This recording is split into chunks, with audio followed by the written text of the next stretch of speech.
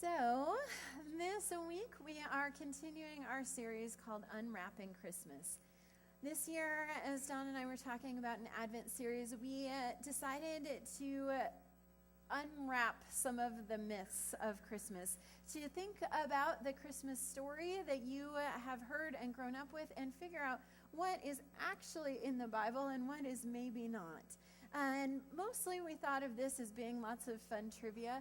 But there's another reason that we wanted to do that beyond the fun trivia or the interesting trivia, and that is to show you that when the reality of life is different from the story in your head, that God is still at work.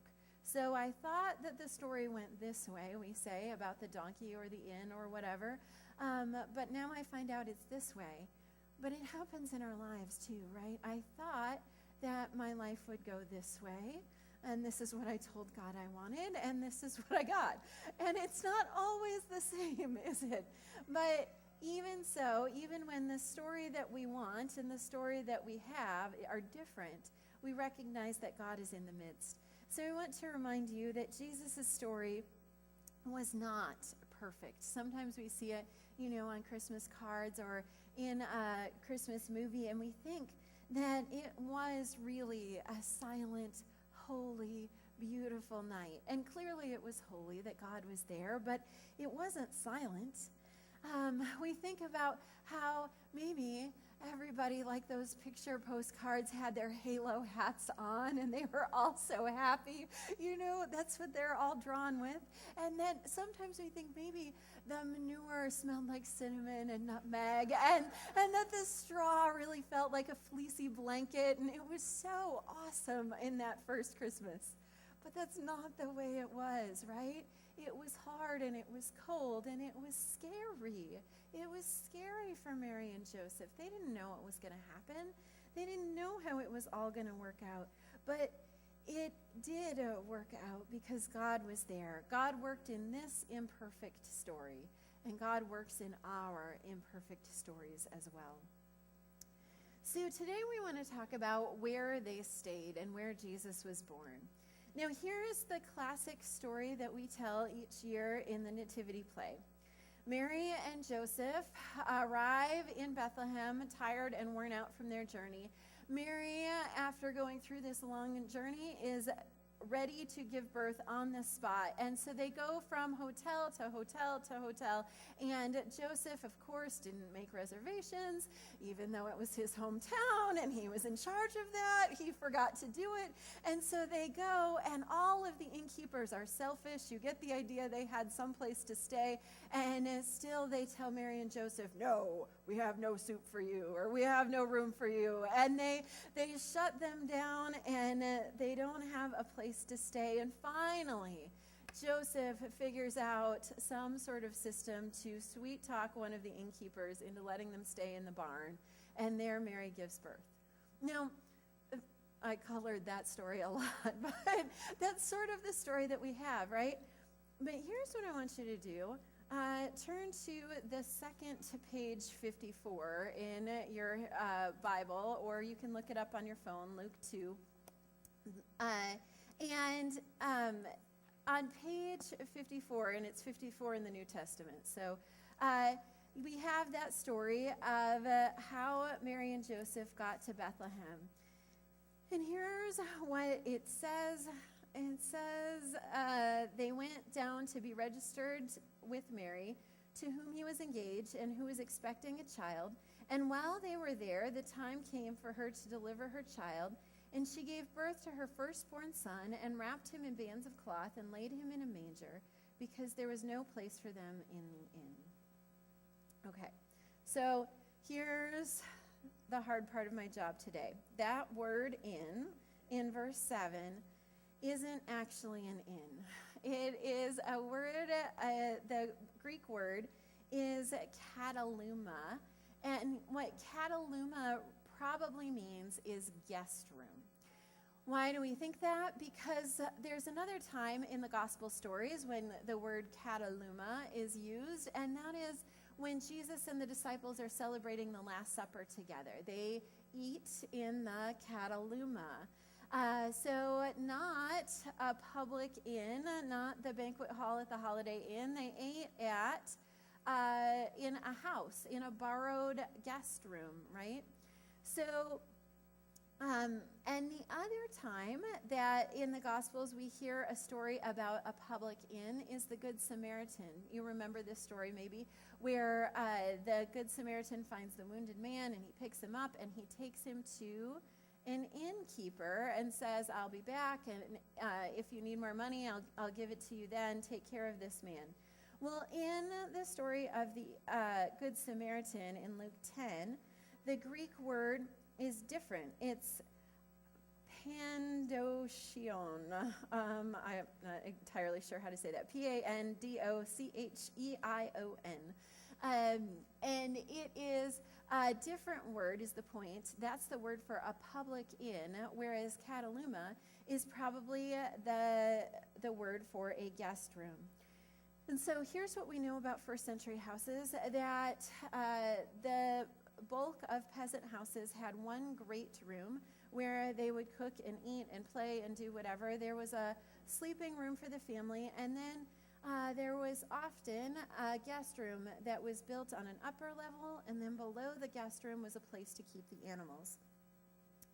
And so when we think about Joseph returning to his hometown, and this may have occurred to you before, why is it that he didn't stay with his family? After all, if it's his hometown, why didn't they just stay with family? Isn't that what you do when you go to your hometown? And so what we find is that if this word is really guest room, then probably they did stay with family. Now, this information, I'll tell you, was hard for me the first time I heard it, because I love the story of the innkeeper that has mercy and compassion and doesn't have room but makes room anyway. And you know, I love that character in the nativity play. It's one of my favorite characters. And I read this information and I felt like that part got ripped out, and I was a little frustrated. But then I started thinking about it a little more, and this story makes a little more sense, right?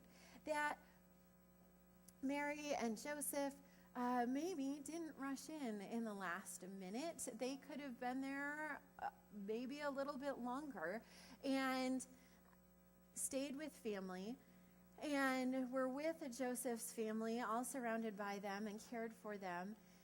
Now, why, you ask, was there no room in the guest room? Couldn't they have just squeezed a little extra space on the floor? Well, here's the problem. That the Levitical laws, the laws of Moses, say that anyone who is bleeding or who has bodily fluids, that they are unclean. So they need to stay away from the rest of the household until they can wash in the ritual bath, and then they're clean again and they can be a part of the household.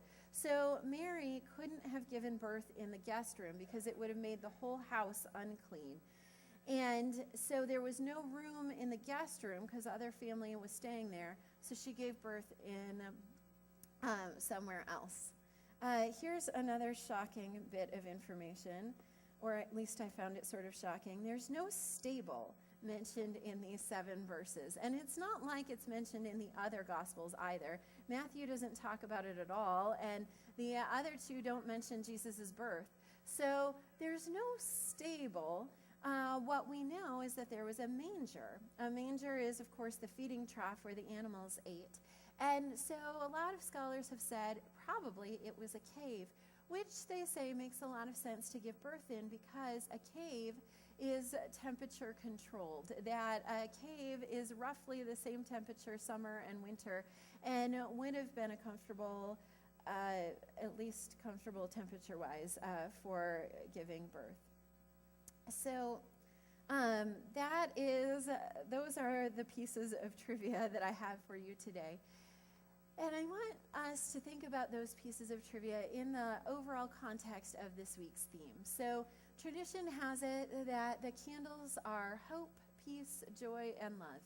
And so as we think about peace this week, I thought about what it would be like for Mary, giving birth in the for the first time, and I'll just tell you in case you haven't experienced it, giving birth for the first time is terrifying. It's so scary. You hear all of these horror stories, and you don't know if it's going to work out okay. You hear all of the possibilities of things that could go wrong, and it is scary. And I think that in the first century, the terror would have only been higher than it is now. They had midwives that were fairly good, but the death rate for infants and the death rate for mothers was a whole lot higher than it is today.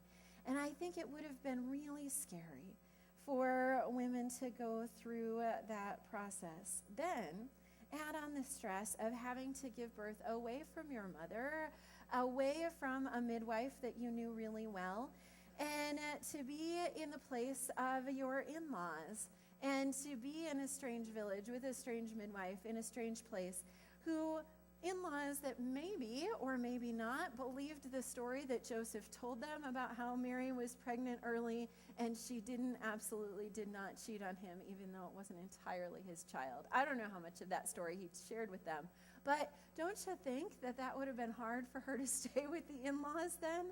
And so there she is, full of potential worry and anxiety. I would be asking questions like, will God's plan really work? Can I do this? Am I good enough to mother the Son of God? What if things go wrong?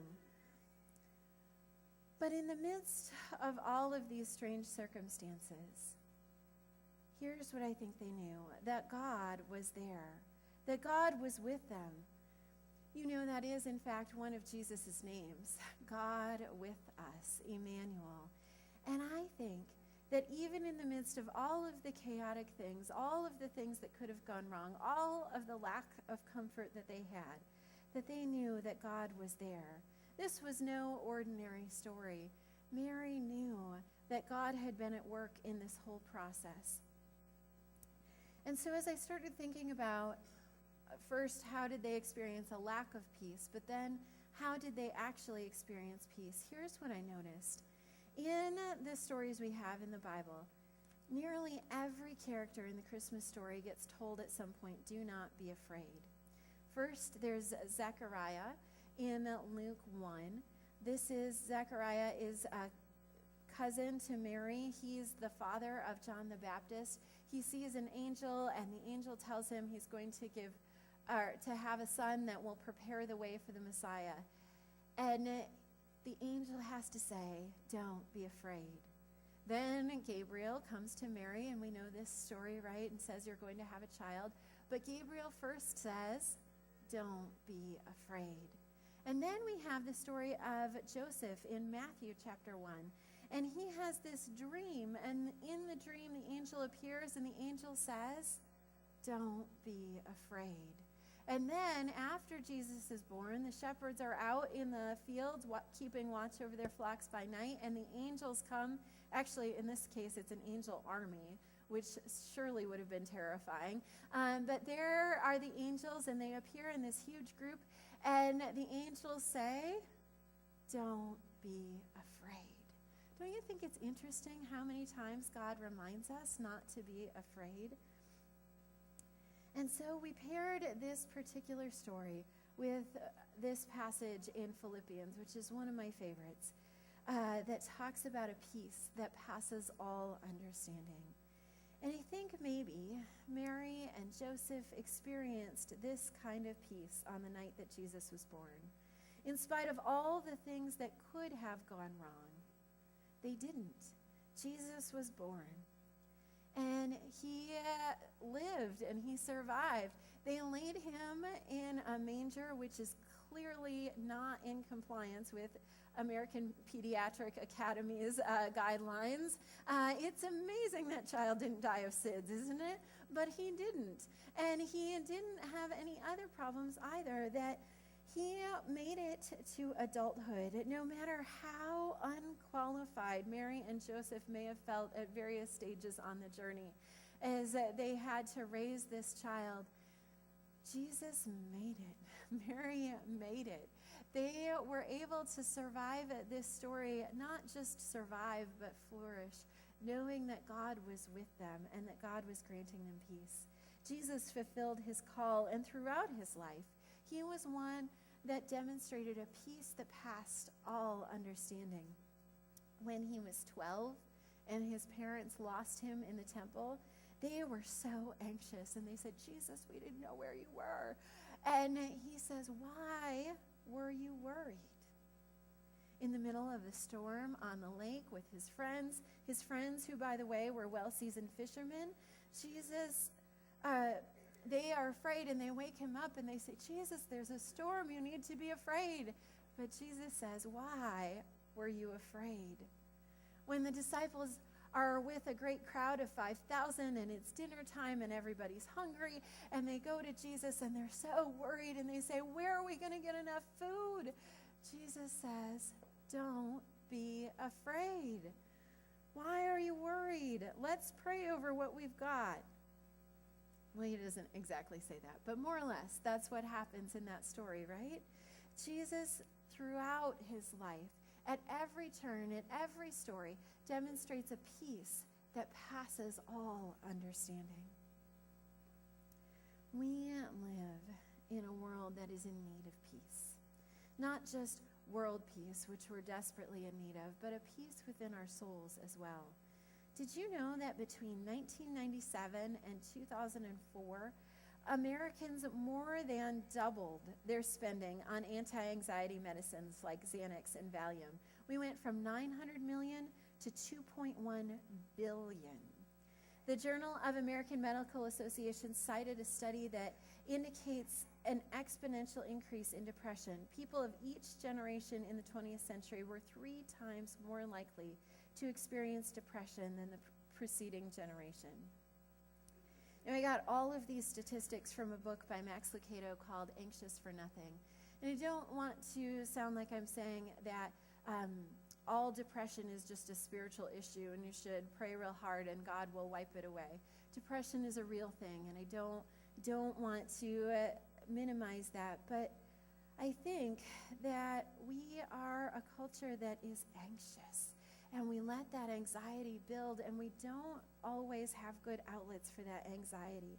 We live in a safer world than maybe we've ever lived in before.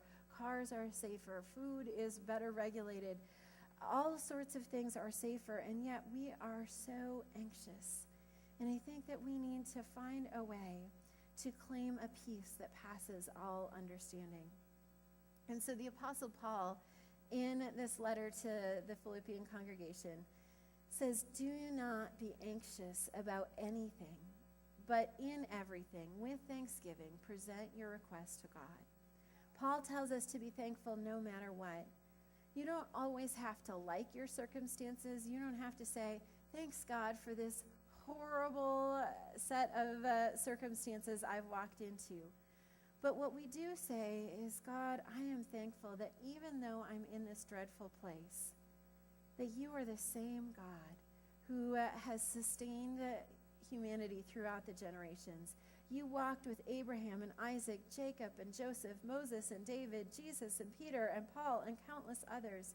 God has shown power and grace to women and children and men throughout the centuries and provided hope to the hopeless. We are thankful that our God brings peace even in the worst of circumstances. Paul says, pray about everything and be thankful. How do you free yourself of anxiety? You claim the faithfulness of God.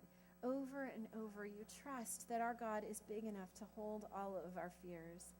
And as we begin to claim those promises and believe that God commands us to worry about nothing and be thankful and pray for everything, then a peace begins to flood our souls. A peace that reigns no matter what the chaos of this world.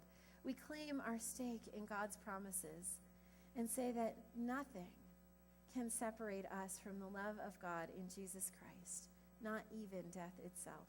We trust that nothing can take God's love away, and that hope brings us peace. We need this time of Advent to remind us of God's real peace, not just a peace written on Christmas cards that says peace to you or peace on earth, but real and powerful peace. Remember that the God who led Mary and Joseph to exactly the place they needed to be, the God who provided a safe birth and a healthy childhood for Jesus, in spite of all the circumstances, the same God who was with them is with us now. Let us trust in God's unshakable peace during this Advent season. Amen. Let's pray together.